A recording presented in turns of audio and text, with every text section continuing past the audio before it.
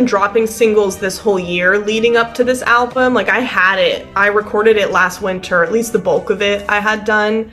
People just like lined up around the corner to get in, and they didn't even know who was playing. They had zero idea. So that really, I was like, oh, this is like, it's not only like the music community is so saturated here. People want to line up around the block. And I'm going to do the same thing. Like once this album is out, it's out November 14th, and then I'm going into like hibernation mode for recording. That's not even true because I got hired on to, do you know Nick Mulvey, the artist? Yeah. He's like folk singer-songwriter. Yeah, so his tour manager reached out to me recently and was like, hey, we need someone to tour assist on this upcoming US leg of Nick's tour, and I hadn't heard of his project before, but so good.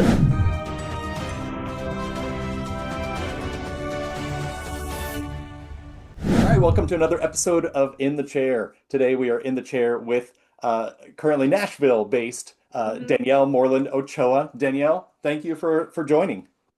Thank you so much for having me. This is fun. Yeah, I want to we'll just jump right into it.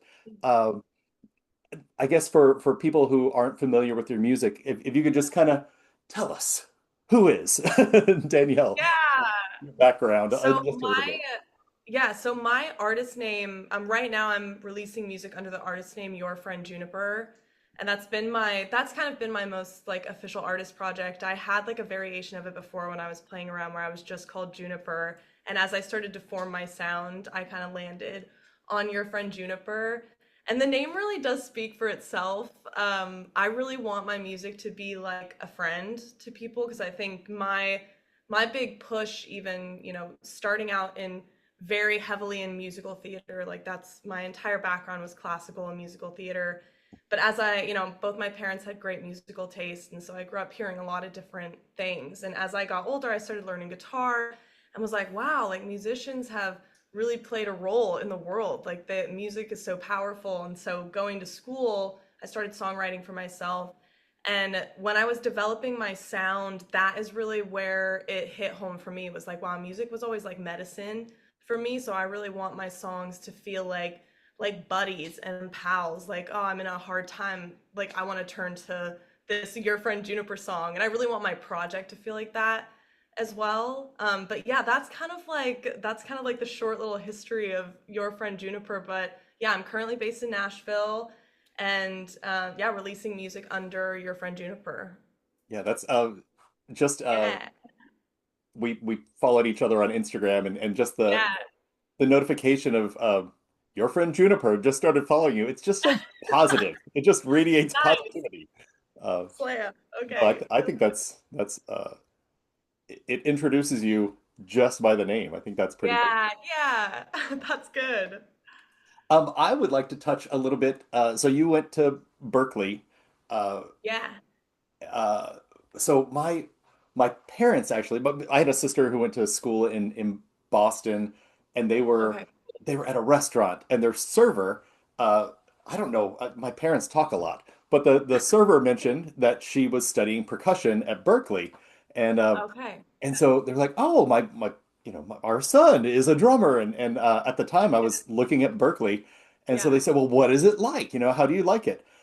And she said flat out, she said, it's amazing. He will become a much better, more schooled drummer. He should Yeah. only do it if that is his passion. Wants to do it, morning, noon, and night, all day, every day.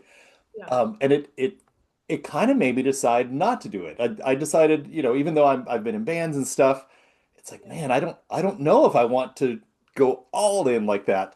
Yeah. Is that a fair assessment of what it's like at Berklee? Or what was your experience like? I guess like you definitely want music to be your passion if you're going there. I think, because I applied to 10 musical theater programs across the country. Berklee was the only contemporary music school that I even really considered.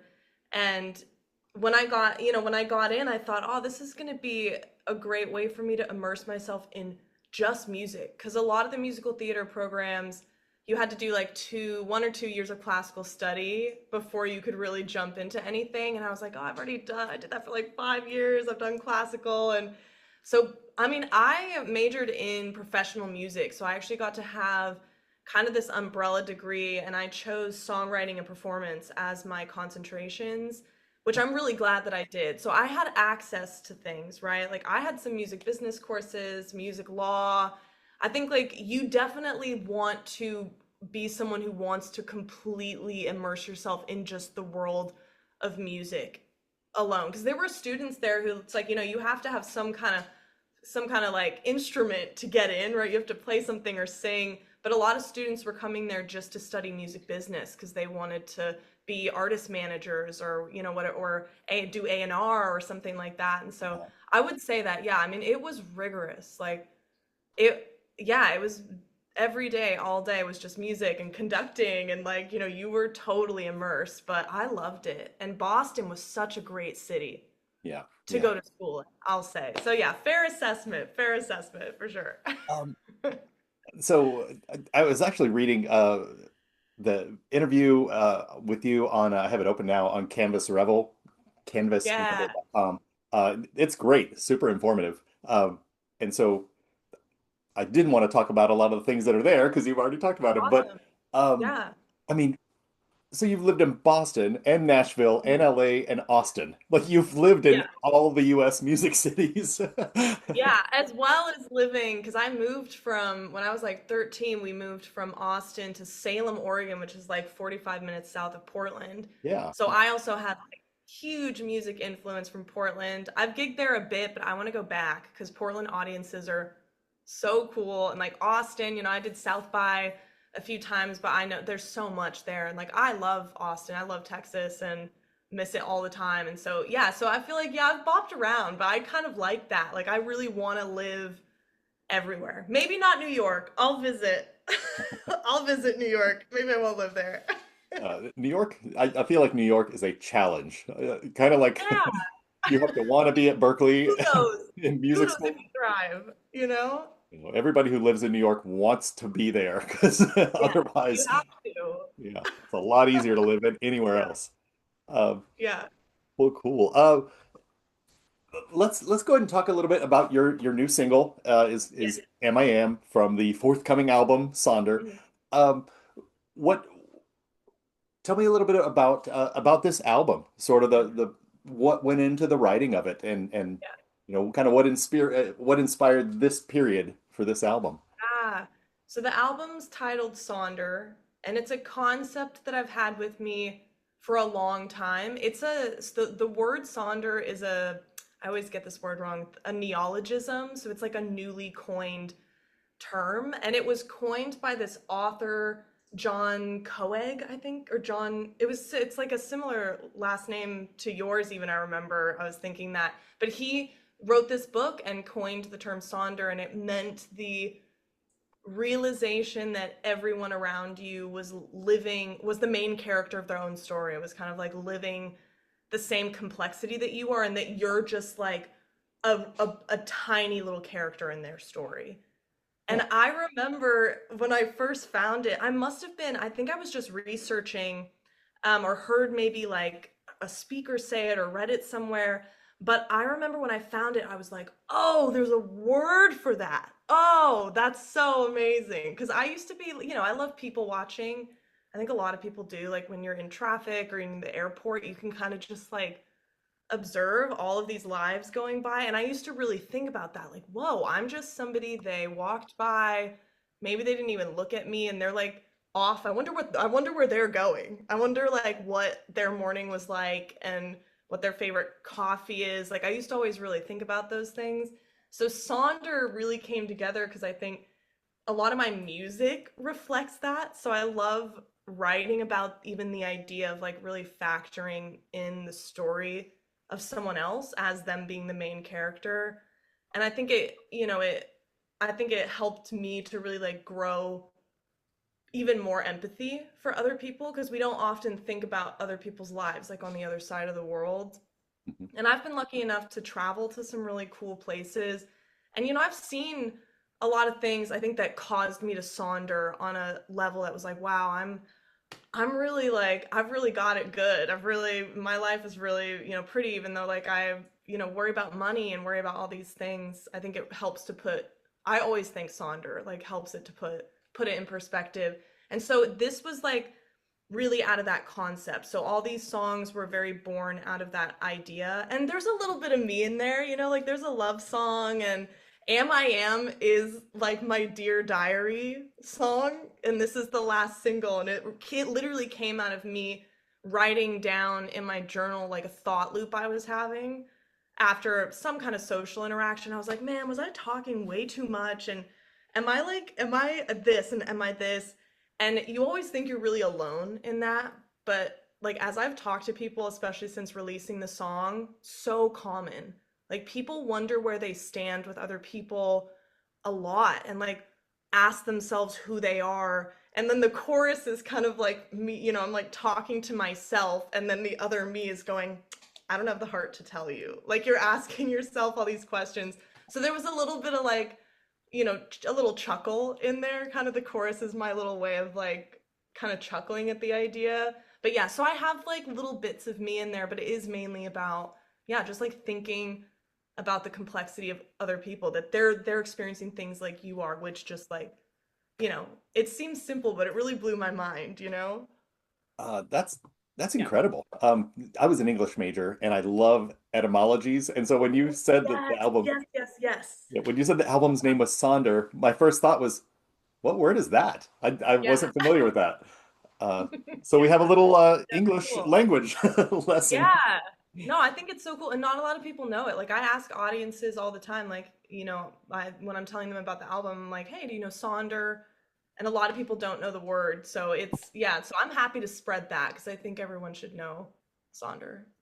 Wow, I usually I love to ask artists in these interviews like what makes you write a song? What comes to Mhm. you and makes you feel inspired enough to put words down and then put them Yeah. to a melody or whatever. So Yeah. I love your explanation of this album. Yeah. They, the way I interact with songs is more as like a receiver. Like I really just it will just flood in always at the most inconvenient times. Like I'm driving or I'm trying to fall asleep or I'm literally in the shower or like I'm somewhere where I can't, so I'm just like humming a melody or saying lyrics until I can get it down. But that's like often how it happens. And like I'll get floods of lyrics and melodies usually first, and then we'll kind of sit down with them and put a part to it. And lately it's been happening a little bit the opposite, where I've been kind of, having like hearing like a guitar riff or like a chord progression and going, oh, something, and start with that. Like I'm trying to play around with it a little bit more because I really have always been very like the music will come when the music comes. Sometimes you're in a valley of it where there's not a whole lot happening, and sometimes it's like an overabundance, like it's like pouring down ideas. So I'm trying to get more consistent about it, like day to day, like even sitting down, if I'm like, I don't know what I'm gonna do, I'm just gonna noodle on the guitar for a little bit. But it usually happens like that, like whenever is the least convenient time, my brain goes whoop, here's a song. And so I try to get it down when I can. Thank God for voice memos, you know what I Oh, yeah. mean? Like thank God for that app. But for the millions of untitled random ideas that I have in the middle of the grocery store. But yeah, that's it. I really do. It just like floods into my brain. And usually it's a piece. So it'll be like just the lyrics of something and the melody of something. Then I'll flesh it out fully. Just like not trying to like have any pressure of like, I'm gonna record this one or this one's coming out. I just wanna like finish it and get it to a point. That's really cool. Yeah. I haven't written songs since I was in high school. And so I like to use these interviews as Yeah. research. How do you do Yeah, very cool. it? You should sit down, write a little. I think like everyone can songwrite. I mean, I really, and I think it's like it's a lot of even like just like writing down stuff you're thinking, because that like that's how Am I Am formed, and I that's the only song I've ever written that way, because I tend to not, it's like the diary is private, like these things that go on in my head are private, but I really want to start like connecting with people in that way. because I think it's really important, to like share like, hey, you're not alone, and like I really want that song to feel like, oh, somebody else has that crazy thought loop. You know what I mean? Yeah. When I first listened to MIM, I like drawing comparisons just to help me digest it, like this, Hmm. whatever. And the first two artists that came to mind were Portishead, um, because it has sort of an ethereal sound to it. And then the second one, I was listening to it, it's like, all right, well, this is how the song goes. And then there's some really interesting chord choices Yeah. that go to places that, the that I wasn't expecting. Like, oh, that's Right. Nice. interesting. Okay, cool. And that made me think of Tori Amos, just Okay, cool. because I think, not just that there's a female voice or whatever, but that I feel like her songs would go down this path and you got it, and then just take a left turn musically. Yeah, yeah, yeah, Like, yeah. wow, I didn't know we were going down this path. Right. Are either of those artists influences, or if not, who who did you kind of grow up on that you think is maybe channeling Yeah. through you into your own music? So many. I mean, I know both those names, don't know the music very well. Like, I need to go dive into Portishead because I feel like I've heard this before. It sounds familiar. Um, so many. I mean, my parents both had like great music taste. My mom loved classical music, so she was playing like Pavarotti in the car, and then like I grew up listening to Enya, like Lorena McKennett's another like kind of Celtic folk artist. She was playing like Jim Croce and Cat Stevens and like lots of Laurel Canyon vibes. My dad was kind of sat in that pocket a little bit too. Like he loved the Beatles, but it was like John Denver. Like the only thing we ever listened to in the car was really John Denver. He'd throw in this, I remember this one Chris Isaac album he would always play, and it had the one song, it was like his classic Pretty Girls Don't Cry. It's like this classic of his melodies used to just like I would like melt. Like I was like, whoa, a human being is like creating this and is doing this to me. I can't believe it. Enya was another one that I like just like love Enya's music. But it's like, of course, like I was a preteen, loved pop music. I was listening to Avril Lavigne. Like, I was still like, I was really immersed in like everything. I loved rock. I loved like pretty heavy like metal at one point. So I feel like my parents gave me this really well-rounded thing. And then musical theater, it's like all music really stems, it's like you get blues into jazz standards. And so I feel like musical theater even, which is formed around those standards quite a lot. It's like that structure is like so the foundation of it. So I feel like I just got like a good little mix. And so right now, like Regina Spektor, she is my ride or die. I love her so much. Rufus Wainwright, his music literally sends me into another universe. Yeah, so I like lots of just singer-songwriters where it's very lyric focused, I'd say is like my big inspiration. But like Madison Cunningham, I love Chappell Roan. I think she's sick. Love the music. Yeah. Yeah, yeah, lots of stuff. you No, that's know? funny. As you listed all those, it's like, oh yeah, I mean, very, very good lyricists. Just Yeah, legendary lyricist. yeah, Yeah, yeah. that's no, that's really cool. I love thinking about, we all grow up listening to stuff, and yeah, like you said, your parents' stuff in the car or in the house or Yeah, whatever. And I just think that it's all building blocks of who we are. And then as we go to express, um, we never think I want to write a song like John Denver, but that right. Yeah. helps form your Oh own yeah. musical and lyrical language for the tools you're going to use to write your own music. Yeah. Oh my gosh, yeah. And like Texas, like where we lived, we were at the back of this neighborhood in Briarcliff. Like we could see Willie Nelson's like crazy little ranch from our house, and like we would drive by his big front gate every day. So he also like I loved Willie, and so it's like it's funny being back in Nashville because LA's very pop. So it's like, I lived there for 4 years. Part of it was the pandemic. And so I'm always like, it wasn't really 4 years, but it was like long enough. I always say I was in LA for long enough. And I came to Nashville on tour and was like house sitting for a friend. And when I started going to rounds and going to shows of mutual friends, I was like, okay, this place is different. Like the The music's anywhere you go. You might not even like country music, and the song itself, maybe it's like, maybe it's some kind of like, pretty simple chords, but the lyrics always get you. I think like Nashville and Austin too, like I think there's just really good songwriters Mhm. there, and it's like that's like the meat of everything, and it's like, oh, okay, the song actually is the only thing that matters. Oh, okay. So I just got like hooked to that. I was like, oh, this is my community. These are my people. So I feel really inspired here by the songwriting. It's been really incredible. That's great. My obligatory question for anyone in Nashville is, Yeah. do you have do you have a story involving the Bluebird Cafe? Oh yeah. Yeah. I mean, I played there at one of their like open mic nights, which was really fun. And I think it was like it was one of my first experiences in Nashville. We had like just moved here. And you have to like get on their website at like exactly 10 a.m. or something and like to input your spot. And I was shocked because usually you don't get it, right? People are like waiting there. Mhm. So usually don't get it. But that was really cool because I think, it's like the room was packed. I remember showing up and having it be like people just like lined up around the corner to get in, and they didn't even know who was playing. They had zero idea. So that really, I was like, oh, this is like, it's not only like the music community is so saturated here. People want to line up around the block to listen to just be like surprised by a musician. And so I think that like that was really cool. Like I love Bluebird. I think like what it stands for, like that kind of a listening room should really be like standard for a lot of venues. I really think it should. It's a great place. Yeah, that's I was fortunate enough to go to one open mic. I was one of those people waiting. Yeah.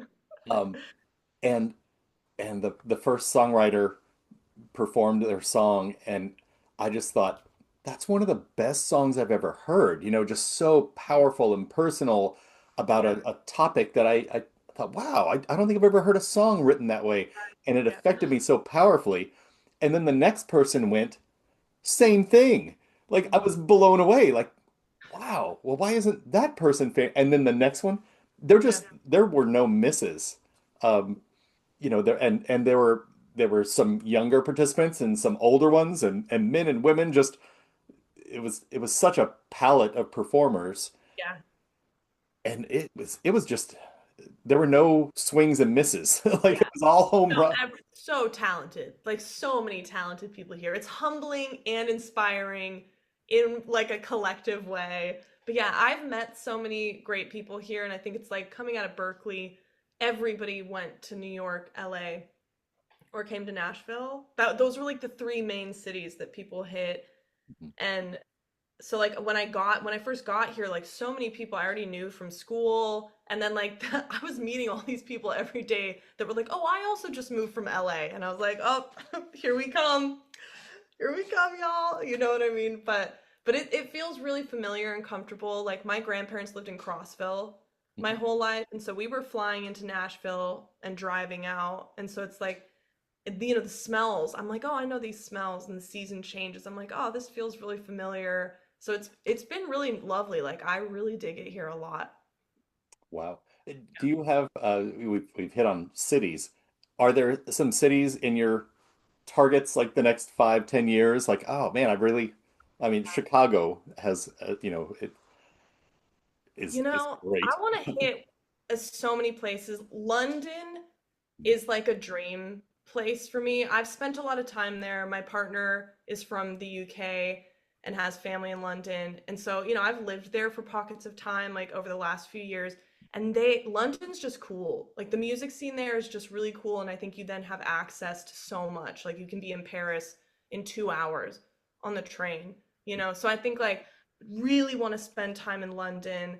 I mean, there's so many, like, there's so many artists coming out of like parts of Sweden, and like, I'm discovering all of these artists from New Zealand, like Aldous Harding, that I really love, like, so many. I think, like, in the States, always thought I'd go back to Austin. Mhm. I always did.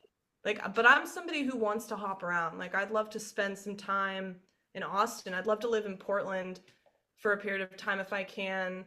Um, Yeah, yeah, Chicago. I mean, my mom's whole side of the family is from Chicago, and that city is just so beautiful. Like every time I go there, I'm like, "Oh, I need to come back here more," because there's a cool music scene there too, you know. So there's a lot of places that I Yeah, really want to hit in life. that's great. Are you getting any of this wonderful dog barking through the mic, or is it being? I'm not actually. I Oh, haven't heard a great. single thing. Great, great. We have two puppies, and I think they see squirrels in the Oh, backyard. So I'm glad the world is not hearing perfect. our excited puppies. No, I haven't heard a thing. Well, cool. Do you have a planned date? So you mentioned "Am I Am" is Yeah. a single from Sonder. Yeah. Um, do you have a schedule for when you want to drop the full album, or are you just gonna do Yeah, no, singles? it's coming on because I've kind of been dropping singles this whole year leading up to this album. Like I had it, I recorded it last winter, at least the bulk of it I had done. And I'm gonna do the same thing. Like once this album is out, it's out November 14th, and then I'm going into like hibernation mode for recording. I actually, well, I mean that's not even true because I got hired on to, do you know Nick Mulvey, the artist? He's Yeah. in like folk singer-songwriter. Yeah, so his tour manager reached out to me recently and was like, "Hey, we need someone to tour assist on this upcoming US leg of Nick's tour." And I hadn't heard of his project before, but so good, like such a cool thing. So I'm gonna be gone for like 3 weeks doing that with Nick, which will be really fun. And then I'll be back hibernating like a bear, writing my album for next year. So it's November 14th is when Sonder comes out this year, though. Oh, that's great. Yeah. All right. Well, yeah, I think this interview will drop right around then. So Incredible. Sonder is probably out right now. So go look it up. Right. Your friend Juniper. Yes. Danielle, thanks for hopping on. It's been Thank wonderful to you so visit with you. much. I can't wait to see the album in its entirety. Thank you. Yeah, great visiting with you, and yeah, best of luck. Thank you so much.